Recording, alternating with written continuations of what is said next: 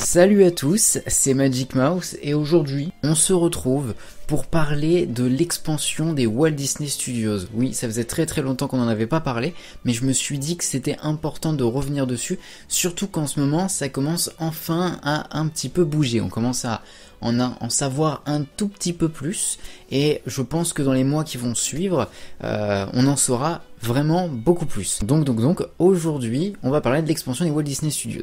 Alors déjà pour petit rappel, avant de commencer, avant de revenir sur ce qui a un petit peu bougé dernièrement, l'expansion des Walt Disney Studios, c'est quoi? L'expansion des Walt Disney Studios, c'est le plus gros plan d'expansion jamais proposé pour Disneyland Paris. C'est un plan à 2 milliards de dollars qui sont directement fournis par la Walt Disney Company. Ça avait été directement annoncé par Bob Iger, qui est le président de Walt Disney Company. Ça a été annoncé en février 2018, en février dernier.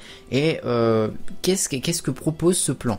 Alors déjà, on compte donc la rethématisation de Backlot, qui est le land des Walt Disney Studios, dans lequel on peut retrouver Rock'n'Roller Coaster et Armageddon, qui est un land profondément mal thématisé et qui avait terriblement besoin d'une rethématisation. Donc ça va être rethématisé en land Marvel. Ça on le savait depuis un petit moment, mais c'est pas ce qui nous intéresse le plus, puisque dans ce plan d'expansion, on parle surtout donc de rajouter un grand lac et de mettre autour des restaurants, etc. D'ailleurs, sur ce lac, il y aura peut-être sûrement des spectacles, on peut l'imaginer. Et en plus de ça, évidemment, le land Star Wars et le land Reine des Neiges qui vont arriver. Donc du coup, ça fait beaucoup de choses. Déjà, ça fait beaucoup de choses et ça fait beaucoup de choses pour 2 milliards. Sachant que pour les 2 milliards, évidemment, tout ne servira pas forcément à ces lands là précis. Ça servira aussi un peu au réaménagement entier des Walt Disney Studios. Il faut le savoir, cette extension, cette expansion, elle est prévue depuis l'ouverture du parc. D'accord, c'est pas quelque chose de nouveau, c'est prévu depuis très longtemps, seulement on attendait en fait que ce soit annoncé. Donc du coup, depuis février, ça a pas beaucoup bougé, on n'a pas eu beaucoup plus d'informations sur ces extensions, sur cette expansion, ce qui est normal puisque en soi, la date butoir du projet est de 2025. On est encore un peu large. Mais depuis quelques jours, ça commence à avancer parce que la concertation préalable a commencé. Et qu'est-ce que c'est que la concertation préalable? Bon, on est sur un projet quand même de construction, un chantier qui va quand même coûter pas moins de 2 milliards d'euros. C'est ça, oui, d'euros, pas de dollars. 2 milliards d'euros, ce qui est énormissime, il faut bien le savoir, c'est énorme, 2 milliards d'euros. Et donc, tous les projets qui vont atteindre un certain seuil de budget vont être amenés à une consultation. Et cette consultation, en fait, elle va se faire avec le public, avec les gens qui habitent autour, par exemple. Donc avec la population de l'agglomération du Val d'Europe. Pourquoi? Parce que c'est eux qui vont avoir affaire aux chantiers, aux travaux, etc. C'est eux qui vont être les premiers impactés par tous les trucs économiques, tous les changements économiques et touristiques que ça va avoir. Parce que oui, ça va avoir un impact, c'est sûr et certain. Donc du coup, une consultation est tout simplement mise en place. Et cette consultation, elle a pour but de informer la population sur ce qui va avoir lieu sur les 6 prochaines années. Parce que là, c'est le cas. On parle des 6 prochaines années. Comment ça se passe? C'est simple. Donc, Disneyland Paris et EPA France qui s'occupe en fait de l'aménagement de tout le territoire de Marne-la-Vallée. En fait c'est simple, je vous ferai une vidéo pour vous expliquer un petit peu comment ça se passe au niveau des aménagements de Val d'Europe, Marne-la-Vallée, etc. et le rapport que peut avoir Euro Disney avec tout ça. Et bah faut le savoir du coup, EPA Marne a mis en ligne ce qu'on appelle un dossier de concertation. Et donc du coup ce dossier de concertation, vous pouvez le trouver tout à fait librement sur internet. Regardez, je vous mets le lien juste ici. Voilà, c'est il me semble news-disneylandparis.com/extension Walt Disney Studio, un truc dans le genre.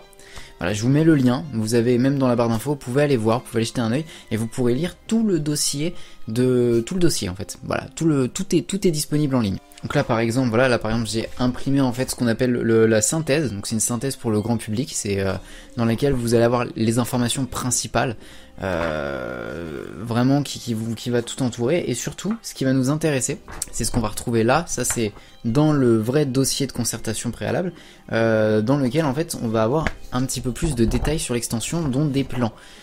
plus ou moins intéressant. Mais avant tout, faut le savoir, si vous habitez dans le coin, si vous êtes du côté de Val d'Europe, etc., vous allez avoir la possibilité de vous renseigner directement via un bus itinérant. Mais alors, à l'heure où sort la vidéo, le bus itinérant a déjà quasiment fini sa route. Il me semble que là on est samedi, donc je crois que c'est demain, le dernier jour où le bus itinérant y passe, et je crois que c'est à Montévrain. Mais sinon, il va y avoir des réunions aussi qui vont être mises en place. Et donc du coup voilà, j'ai la feuille, mais donc en fait, donc déjà première réunion qui aura lieu le mardi 6 novembre 2018 à partir de 18h30, et ça sera au siège de Val d'Europe Agglomération à Chessy. Et c'est simple en fait, il va y avoir 3 réunions, et là par exemple cette première réunion, le thème c'est l'ambition et les nouveaux bénéfices attendus pour l'attractivité du territoire. Donc vous voyez, bon, on va pas parler de quels seront les thèmes des attractions. Évidemment, on parlera pas des attractions, on va pas parler Imagineering, je vous avoue, mais ça peut être très intéressant. Ensuite, le mercredi 14 novembre 2018, il y a à partir de 18h30, toujours à Chessy, à la salle Éléonore du groupe scolaire Tournesol, et vous pourrez là par contre en apprendre un petit peu plus sur la gestion du bon voisinage des nouvelles installations, préservation de l'environnement et gestion des ressources naturelles. Et ensuite, dernière réunion qui aura lieu le jeudi 22 novembre à partir de 18h30, et ça sera à Céris, à la médiathèque du Val d'Europe, et ça parlera de la gestion de phase chantier et des nouvelles installations publiques potentielles. Donc tout ça, pour faire très simple, vous pourrez en fait en apprendre un peu plus sur ces différents sujets si vous allez à ces réunions. Il me semble que ça se passe par inscription par mail, si je dis pas de bêtises, je suis pas sûr. Mais voilà, et si vous n'avez pas la possibilité d'aller à ces réunions, etc., comme moi par exemple, parce que je pense pas avoir la possibilité d'y aller, vous pourrez, je pense que les informations seront de toute manière mises à jour sur le site que je vous ai donné précédemment, sur lequel vous allez pouvoir trouver toutes les informations. Ensuite, je pense qu'on va s'intéresser à, comme je vous l'ai dit, donc à ces petits plans qu'on peut retrouver donc dans le dossier de concertation préalable. Et donc c'est simple, c'est la description des extensions. Alors on n'a pas toute la description évidemment, mais déjà on en voit un petit peu plus. On voit où seront les bâtiments, parce que là je vous mets un petit peu le screen. Les trucs orange par exemple, ce sont les bâtiments. Tout ce qui est entouré en fait en jaune, c'est la taille de l'extension en général, ce qui veut dire en fait que derrière tout ce qui manque là encore, c'est des endroits qui vont potentiellement être utilisés pour encore étendre le parc. Évidemment en bleu, vous le savez, c'est le lac, et je pense, il me semble, si je dis pas de bêtises, mais en vert, c'est tout ce qui va être les endroits un petit peu fleuris, etc., etc. Bon, déjà, vous voyez, déjà on en voit un petit peu plus. On voit à peu près de quelle taille vont faire, de quelles vont être les tailles à peu près des bâtiments, etc., etc. Et évidemment, on n'en sait pas plus sur la rethématisation de backlot en Marvel, pour la simple et unique raison que c'est pas de l'extension, c'est juste du remplacement, donc ça demandera pas les mêmes travaux et le même chantier. Donc du coup, le parc Disneyland Paris va devoir, enfin en tout cas Euro Disney va devoir acquérir pas moins de 31 hectares, et sur ces 31 hectares, pour l'instant, il va y en avoir seulement 12 qui vont être utilisés pour l'extension des Walt Disney Studios, et d'ailleurs, dans ces, si je dis pas de bêtises, 12 hectares, il y en a 8 qui seront utilisés pour les coulisses. Vous voyez, donc ça représente quand même beaucoup. Et donc du coup, dans le dossier, vous allez pouvoir apprendre plein de trucs. Moi, ce que je vous encourage à faire, c'est d'aller voir le dossier. Je vais pas vous mâcher tout le travail, etc. Ce que je vous propose, c'est d'aller voir tout le dossier, de lire tout le dossier, comme moi je l'ai fait. On apprend plein de choses. On apprend aussi l'impact que ça pourrait avoir sur l'écologie, etc., etc. Et sur le fait que, évidemment, tout ça est prévu depuis la création du parc, ce qui veut dire que d'une certaine manière, ça aura pas tant d'impact que ça. C'est des terres qui étaient déjà dévolues à devenir une extension. Donc voilà, on apprend plein de trucs. On apprend aussi que ça va de toute façon dans la démarche de Euro Disney et de EPA Marne, qui est de développer tout simplement ce secteur de Val d'Europe au maximum. Ça va avoir encore un impact forcément sur le côté touristique, ça va créer de l'emploi comme pas possible, donc forcément tout ça en fait c'est surtout pour que vous soyez informés de tout ça, ce dossier, voilà, et c'est surtout pour les gens qui habitent autour forcément. Mais déjà on apprend un petit peu plus de choses, on voit surtout un petit peu plus de choses sur le plan, et voilà. Et alors j'aimerais terminer avec des chiffres clés. C'est les chiffres clés qu'on peut retrouver, vous allez pouvoir les retrouver dans la synthèse du dossier, facilement, sans problème, mais je trouvais qu'il y avait des chiffres qui étaient très intéressants, dont par exemple celui de Disneyland Paris, c'est 15 millions de visiteurs en moyenne par an, ce qui est énorme, faut le savoir, c'est la destination touristique la plus fréquentée d'Europe. Si on cumule avec les visiteurs du centre commercial Val d'Europe et de la Vallée Village, etc., ça fait pas moins de 25 millions de visiteurs. Là aussi, c'est énorme.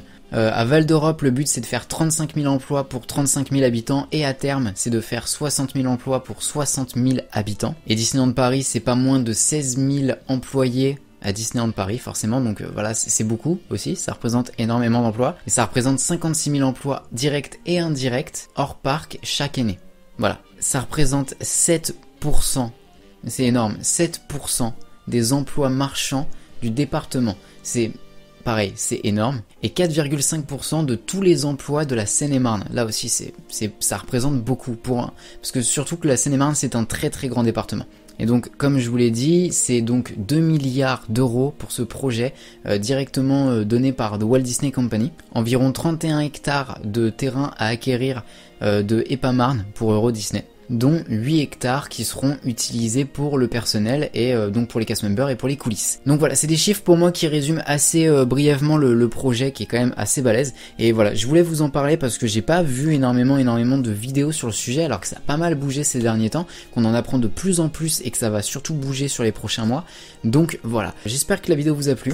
J'espère que vous en avez appris un petit peu, j'espère que vous allez vous rendre sur le site que je vous ai donné parce que vous avez moyen d'en apprendre beaucoup et surtout si vous voulez, en fait si vous voulez les mises à jour, tout ce qu'on apprendra au fur et à mesure sur cette extension, ça viendra directement de ce site. Voilà. Donc voilà, j'espère que la vidéo vous a plu. Si c'est le cas, comme d'habitude, le petit pouce bleu, le petit commentaire. Vous pouvez vous abonner à la chaîne si c'est pas encore fait.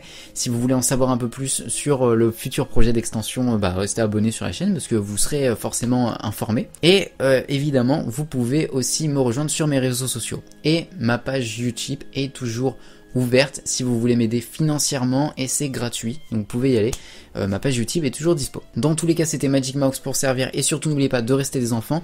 On se retrouve très très vite pour une prochaine vidéo et voilà, écoutez, vivement 2025 pour que tout ça soit terminé. Pour qu'on découvre tout ça. Voilà, j'ai très hâte. Je sais pas vous, mais moi j'ai très hâte.